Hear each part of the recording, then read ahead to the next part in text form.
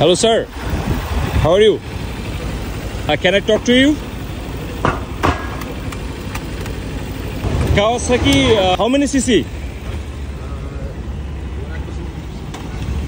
200. Sorry? 250. 250.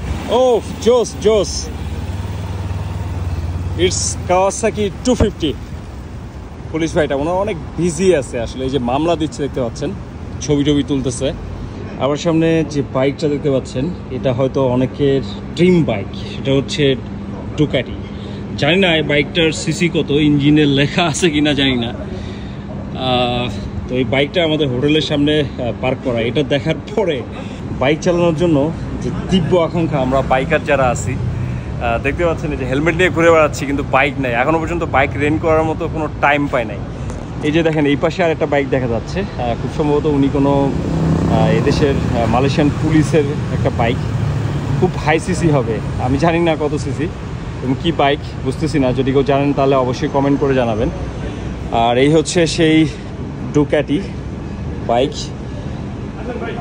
অসাধারণ বাইকের looks. এই বাইকটা দেখার পরে মানে মনে হচ্ছে যদি এই বাইকটা অন্তত 1 ঘন্টার জন্য যদি চালাতে পারতাম, ওহ মাই গড, অসাধারণ কম্বিনেশন।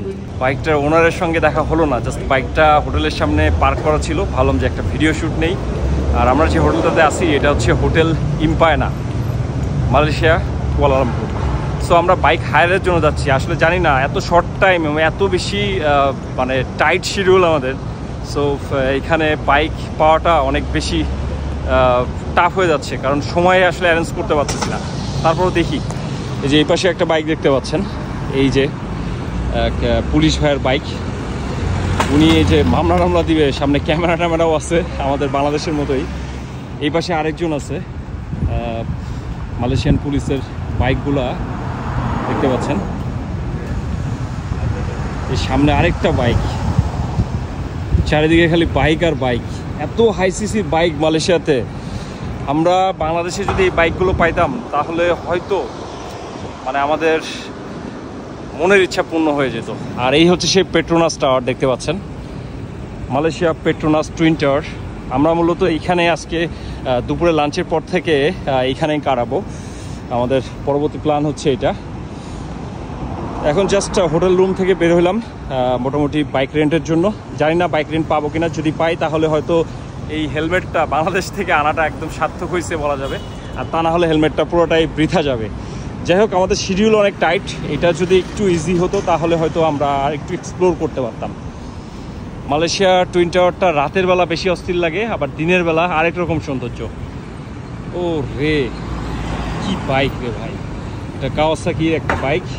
কত সিসি জানি না, হয়তো 400-500 সিসি তো অবশ্যই হবে, বা তারও বেশিও হতে পারে, আবার কমও হতে পারে। I don't know, I have no idea.